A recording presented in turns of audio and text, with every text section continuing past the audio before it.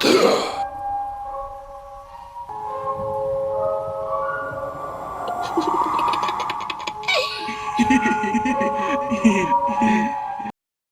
my loves, and welcome to Strange Playgrounds and a very, very happy Pride Month to you all.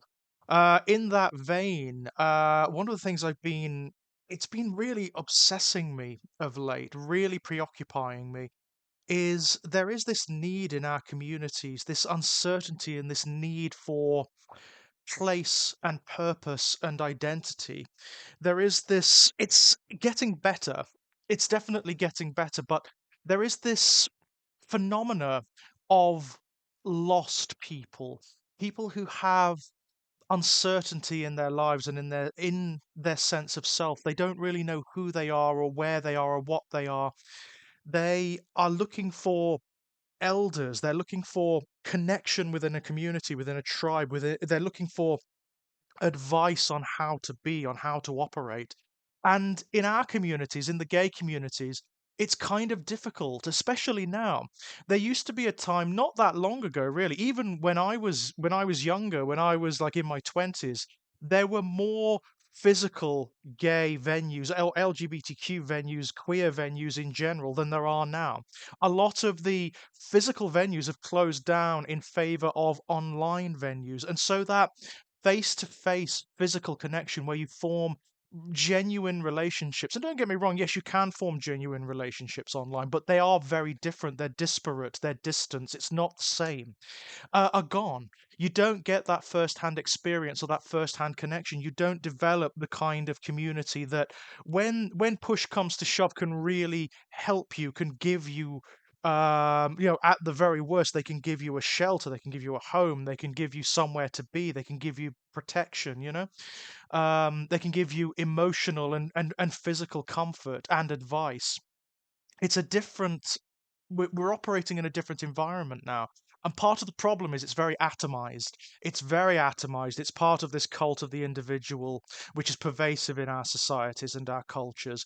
It's part of this parasocial dynamic that we have going on where communities form online through the screen rather than in a face-to-face physical sense. And I feel for a lot of younger queer people that they maybe don't have the community, and even many of my generation too. I mean, I'm part of a generation that is primarily online now. We get hookups through Grinder and sometimes form relationships through that, but not often.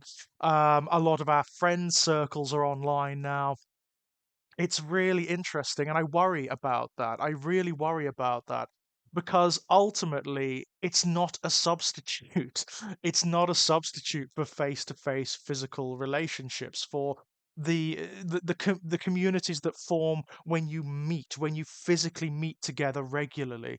There is a crying out, it seems to me, in our communities for that sense of connection and the identity that comes with that. The thing about meeting people face to face, the thing about getting together with people is that not only are your identities forged in that, they're also challenged, which is necessary for their development. Part of the problem of existing online in venues like this, in forums like this, is that what you have is an illusion. It's an illusion of identity. It's slightly narcissistic in a way. I mean, you are getting an impression of, like, take this for example, this interaction. You are getting an impression of me based on what exactly? What I choose to show you, what I choose to present.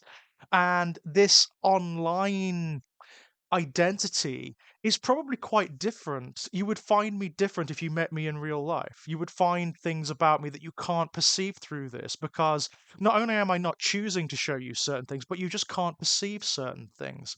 That's part of the problem. And it's creating this atomized, isolated status quo where we are alone with our screens, and we have these strange online communities that are fractious and full of other masks and projections and identities that are not quite as, not honest or sincere as such, but which are not quite as pungent and textural and real as those we would get if we were meeting face to face. And it is a problem. It is an issue that we're facing in our communities at the moment. That crying out for advice, for elders, for sages. It's something, I mean, it's funny, but as an atheist, as an agnostic atheist, it's something I find that we have lost with religion. Religion provided not a reality of that. That's part of the problem. What religion provided was a palliative. It was a projection of that, based a simulacra of that, if you like, based on dominance and authority and suppression. But what it did provide is at least the illusion of community and of identity and of place and purpose. And part of the real issue of secularism that we really need to talk about is that we haven't really addressed that. We haven't really provided anything that's a substitute for that. And it is something that human beings cry out for. That sense of belonging, that sense of place, that sense of purpose, where you know who you are in relation to other people. And that's the thing, that's where it happens. It happens in relation to other people. And yes, it is complex. It is not it's not the case of online bad, physical good. It doesn't That's not the case. You can form beautiful and brilliant communities online. You really can. I've met some of my best and closest friends online, but it does what I would say is online is not the be all and end all. It is not the end product. It's the first contact. That's the best way to look at it. It's the first contact. And then you go on to meet the person, to talk to the person, to see if you get on, to forge those relationships. And that's certainly what's happened with me. I met a lot of people through various different hobbies and groups who are now, my best friends. They're people, even people that I've had relationships with, that, being gay, that we occasionally hook up. It's that kind of thing. It is an interesting thing. And again, another thing is generational, of course. I mean, I feel simultaneously lucky and unlucky in the sense that I'm part of a generation. I'm a Xennial kind of, I'm part of that weird, really strange generation which are constantly in transition. So I was born in 1984. So I remember a time before there were computers. The first 5 years of my life, there was nothing digital. The most digital thing in the house was like a calculator or a microwave or something like that. And there were very old models of those things, by the way. I still remember the microwave, the first microwave my parents had, this big brown thing that was like, it made a noise like a fucking aircraft taking off and was constantly burning out and probably quite dangerous. But I remember not having that. And of course, for the first 20 years of my life, no online. There was nothing online. The internet domestically didn't start to really come in until I was about 17, 18, and we didn't get our first computer until I was about 19. So, and even then, the internet was very limited. It was Internet 1.0. It was very strange. It was the hinterlands. It was a wilderness. It was a new frontier. And the communities hadn't really started to coalesce properly at that point.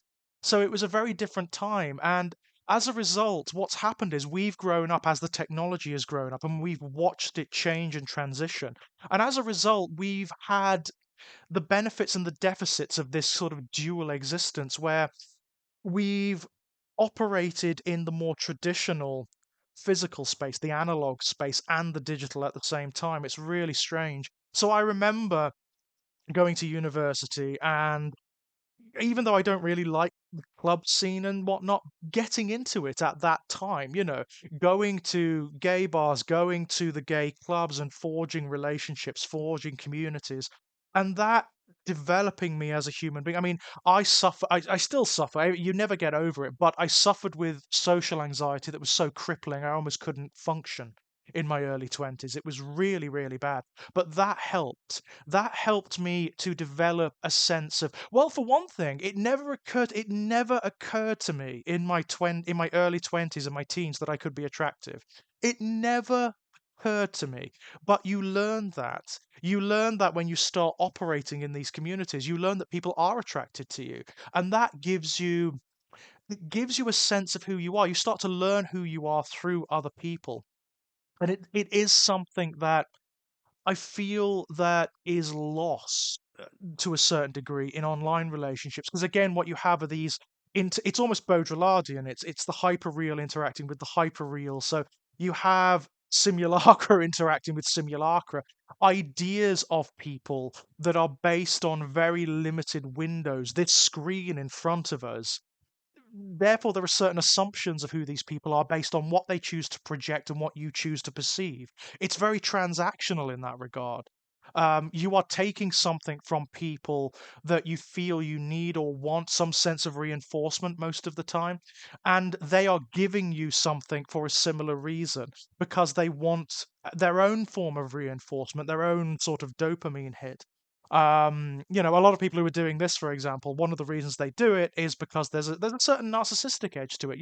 They want to be told that they're clever and they're profound and that they're wise and blah blah blah. And that's not really a very good. It's not a very positive motivation to go into it. I mean, that is definitely part and parcel of this. You can't deny it. The reason you're doing it, that you're here spouting your verbiage, is that you must feel that. You must feel that you have something to say and that you want a certain reinforcement in that, or even a certain challenge in that. Maybe that's part of it too.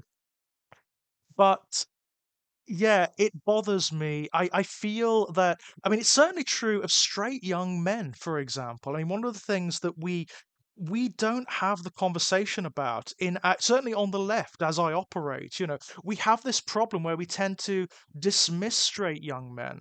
Along with our rejection of things like patriarchy and misogyny, we tend to sort of throw baby out with the bathwater in many respects. We reject the problems that straight young men face because, of course, as queer men and women, we have faced so many problems within culture and within society that we tend to dismiss the problems of straight young men, and that's a real problem. Here in the UK, self-harm, depression, and suicide amongst straight young men is at an all-time high. It's at an all-time high, and as in that vacuum that we have left behind, nature abhors a vacuum, and that is also true of ideology and identity. And into that vacuum, you get manipulative, toxic wankers like Andrew Tate, Jordan Peterson, Ben Shapiro stepping. The problem is they are, once again, they're doing what religion used to pretend to do. They are providing the illusion of identity and community to these people, and there's not much else challenging them. So of course people are going to turn to them. Of course these lost straight young men are going to turn to these manipulative wankers.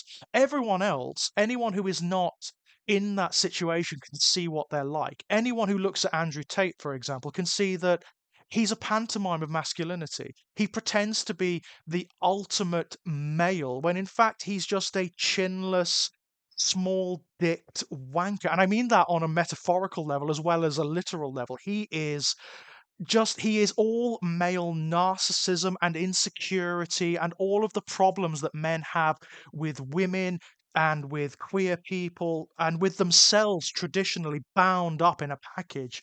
And what he's providing is a total illusion. It's an illusion based on his own narcissism and ego. He's trying to feed. What he's done is he's done what Ayn Rand did in her work. He has enshrined narcissism as virtue. That's what the Andrew Tates of the world do. He's taken the insecurities of these lost straight young men, and rather than giving them solutions to them or trying to give them the means of identifying why they feel the way they feel, he's actually enshrined them as noble and as desirable and as an identity in and of themselves. And I'm sorry, but that way lies death.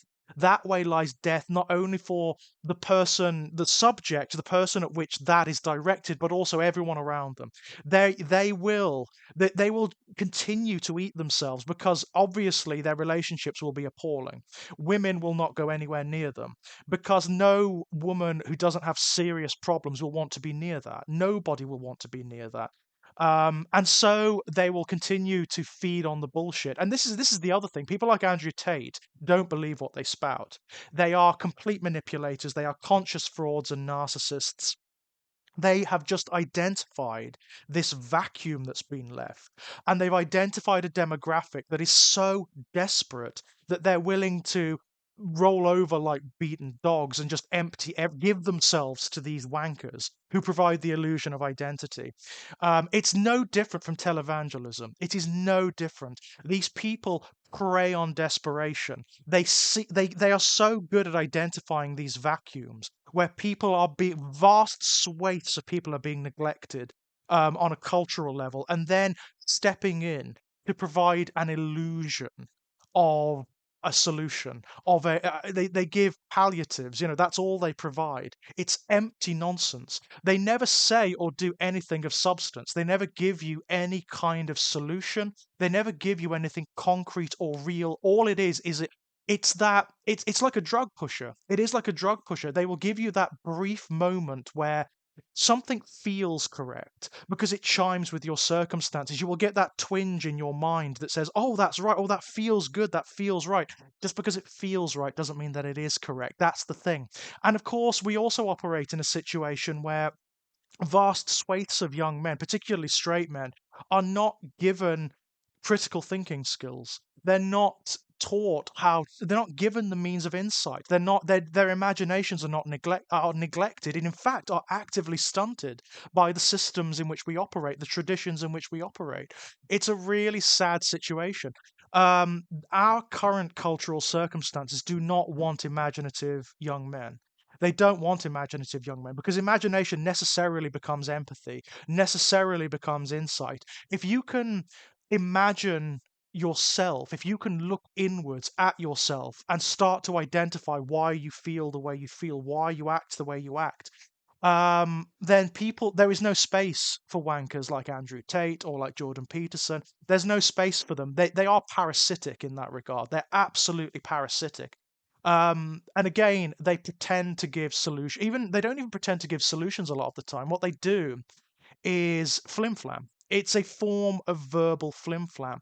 They are justifying the lost status of these young men and enshrining it as though it's desirable, as though it's a correct response. And then they're providing scapegoats. Oh, the reason you feel this way is not because um, you know, it's not because of capitalism. It's not because you've been born into a situation where you're constantly told that you need to be this, and you've been born into patriarchy, which is bound up with capitalism. You're constantly bombarded with images of this is what a man is, this is what a man does, which people like Andrew Tate and Jordan Peterson enshrine, by the way. It will just make you ultimately, after that initial dopamine hit, it will just make you feel worse because you will never live up to that standard. It's abusive. It's the same tactic that abusers use where they will love bomb you to a certain degree. What they're doing is breaking you down to build you up with an identity that they can manipulate, that they can feed upon. That's exactly what this is. That's exactly what these wankers do. They will tell you that, oh, the reason you feel this way is because of feminism. The reason you feel this way is because women have been given this sort of delusion of the way they're supposed to operate. The reason you feel this way is because queers and liberals have taken away your status and whatnot. And that's just not true. What they're doing is scapegoating there. It's ironically people like Andrew Tate and Jordan Peterson and all the other fucking masculinity merchants, these peddlers of the drug. They are the ones who've done this, and it's the ideologies and the histories, the traditions that they are part of, that they are parasitically feeding from, that have done this to you. And the problem with that is the solutions are they're not only individual, there are the solutions that come for the individual, but also they're cultural, they're historic, they're vast, the problems are part of the engine of society and culture. They are bound up within history, and that makes them much more difficult to a perceive for a start, and b to create solutions for. The solutions are vast, they are revolutionary, they are historical in and of themselves, and cannot function on the level of the individual, unfortunately. You can be better as a person. You can develop imagination. You can develop insight. You can start to understand the factors that are causing you to feel this way. But undoing them, that's a problem. It's a big, big, big project. And that's what wankers like Jordan Peterson and Andrew Tate and all the rest of them, this is what they feed on. It's that it's that inability to perceive the vastness of the problem, but also the fear, the dread that comes from that perception. Because with the minute you understand it, it's the minute you realize that very likely the solutions are not going to come in your lifetime. The solutions are not going to occur in your lifetime, and that can be quite dangerous and it can be quite crippling. It can lead to a deeper sense of despair, but it's still necessary. It's still necessary. If you don't want to be a slave, ultimately, if you don't want to sell yourselves, your sense of identity to these fucking demagogic parasites who don't give a shit about you and have no solutions whatsoever. All they're doing is what abusers do. All they're doing is pretending to give you a solution that ultimately destroys what sense of self you have and then supplants it with what they require.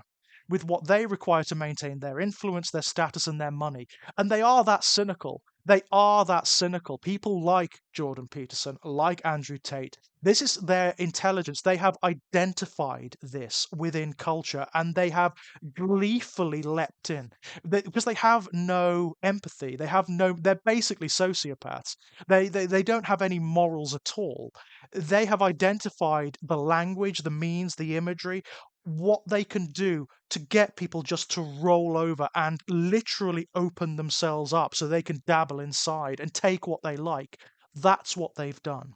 That's what they've done. And it's so obvious to those who are not already in the cult. It's so obvious. Like, Andrew Tate as a model of masculinity, it's a pantomime, it's a play act. Someone who was it who said that Donald Trump is like a poor person's idea of how a rich person lives? It's the Scrooge McDuck thing, you know? No rich person lives like rich people are in cartoons or in comic books. But that's what Andrew Tate is with regards to masculinity.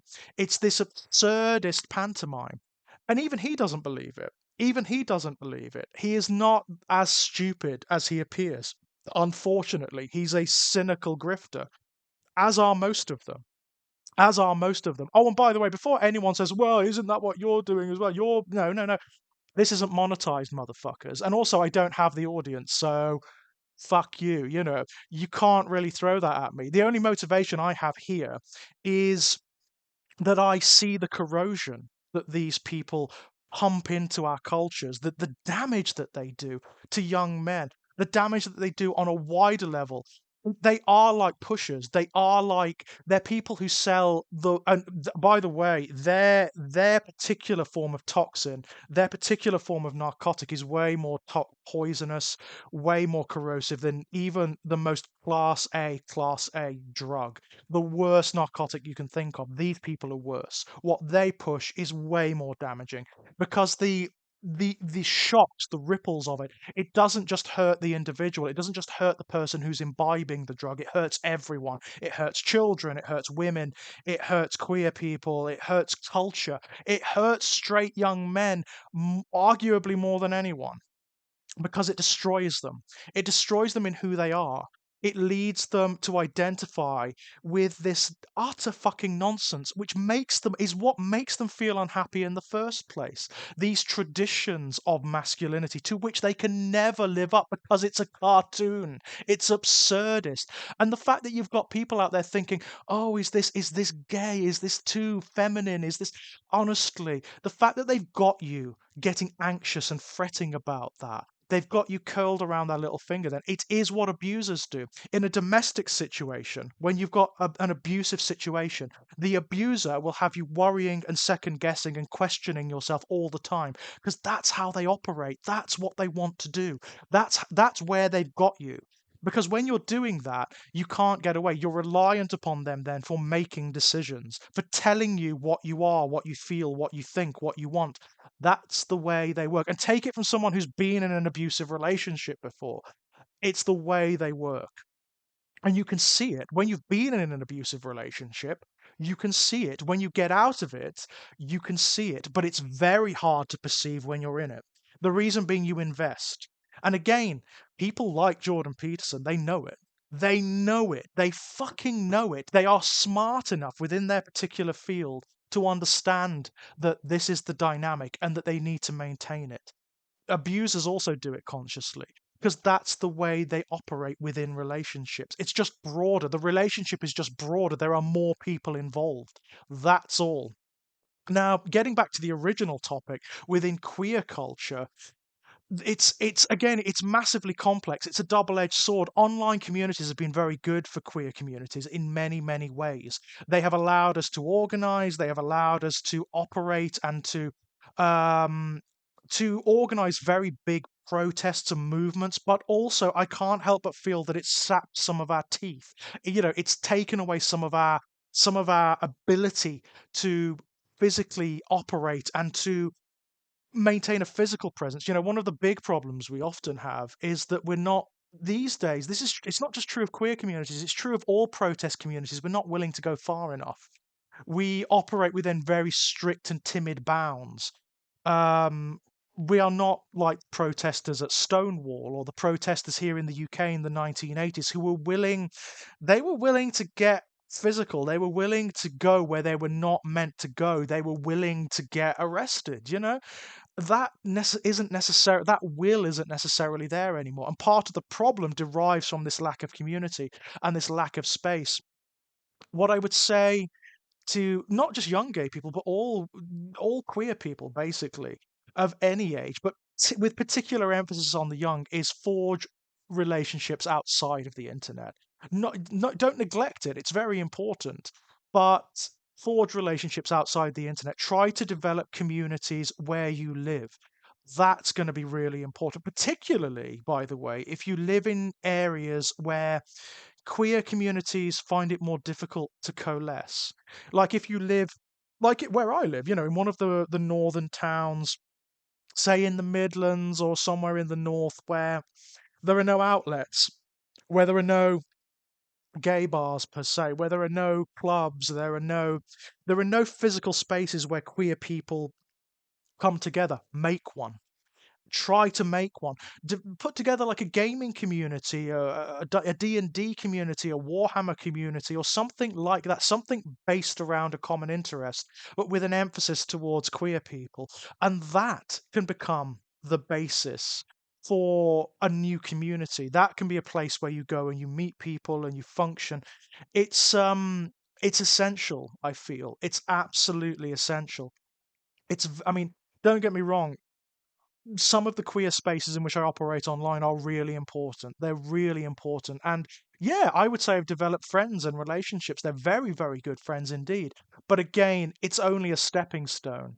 It's only a stepping stone and should only be treated as that in the interest of meeting physically, of developing even deeper relationships and forming community with people who can help you on a much more meaningful level. One of the saddest things you will see if you go onto any LGBTQ forum or Reddit post or any online venue, you will see so many threads where people say things like, "Was I abused? Was I raped?" And what you will read is accounts from primarily younger queer people where they don't know. They actually don't know. They don't know because they've never been taught what consent means within these relationships. What is the dynamic of young gay men, for example, which is my primary area of expertise, obviously being a gay man? How do they find out what it means to operate domestically and sexually and romantically with another man? How do queer women learn how to operate in the same dynamics? How do trans and non-binary people learn to operate? Largely, it's through this fumbling kind of, they don't have the same sagastic experiences that that traditional sort of our straight siblings do. Like our straight siblings, they can often look to their parents for how they function, or to other relationships within their physical space. We often don't have that. And so it's very fractious, it's very fumbling, and it can mean that we operate on levels of arrested development a lot of the time. We don't really know.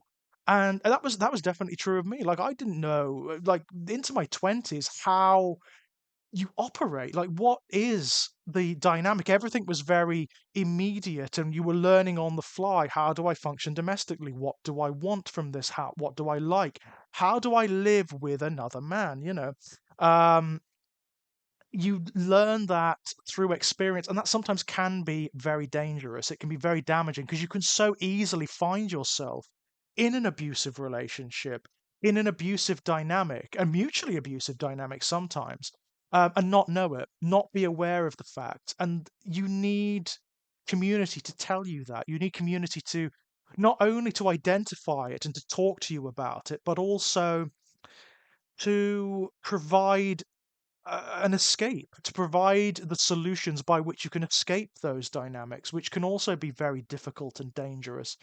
Um, it's a very difficult thing. And I don't pretend to know the solutions to this. I really don't. We're in this really strange state of constant transition at the moment, where old venues and the old means of organization are quickly dying. They're dying to capitalism primarily. It's because the town centers in the UK, where we have traditionally coalesced and operated, are themselves dying. So the venues are dying. The clubs, the bars, the cafes, etc., are themselves dying. So we are left with our online spaces, which is not necessarily the best dynamic. It's not necessarily the most effective thing. In fact, it can corral us. It can mean that we are ghettoized within these online spaces, and all of our efforts to protest and better things occur there, where it's not really going to do anything. I'm afraid it's really not going to do anything unless we can organize and and physically occur within the spaces where we're not meant to be, where we are going to cause disruption, where we are going to make ourselves known and heard, and where younger gay people can meet older gay people and they can talk to them, and they can ask what their experiences are. They can forge those relationships that are so essential. It's a really difficult thing that I don't pretend to have any solution to. um, but I hope that we can help, because I'm fast edging. I mean, it's really strange to feel, but I'm fast edging towards being one of those older gay guys. I'm 40 now, which is basically ancient in queer years. Um, so I'm fast edging towards being one of those older gay guys, which is really weird, to be perfectly honest. It's really strange. And yeah, I would really love to sit down and talk with younger queer guys and girls and talk about those experiences, and just not to sort of like impose my experience. That's another thing. Be very wary of older people imposing their experience on you. If you are a younger person, be really wary of that. Regardless of how you identify, whether you're queer, whether you're straight, whether you're hetero, whether you're whatever, doesn't matter. Be very wary of that, because they will try to do that. It's something that older people do, sadly. It's bizarre. They seem to get to this stage where they think that their experience is universal and universally applicable, and it's not. It's just fucking not. It doesn't matter if your experience mirrors theirs exactly. You are a different entity. You are perceiving things differently. You are growing up under different assumptions and cultural circumstances, and therefore your experience is unique. You need to figure it out. But they may be able to give you template, sort of a context for how they handled it, for how they perceived it, and how they operated, and that might help. It might show you how you want to operate or how you don't want to operate. And that's very, very important. I feel that's very important.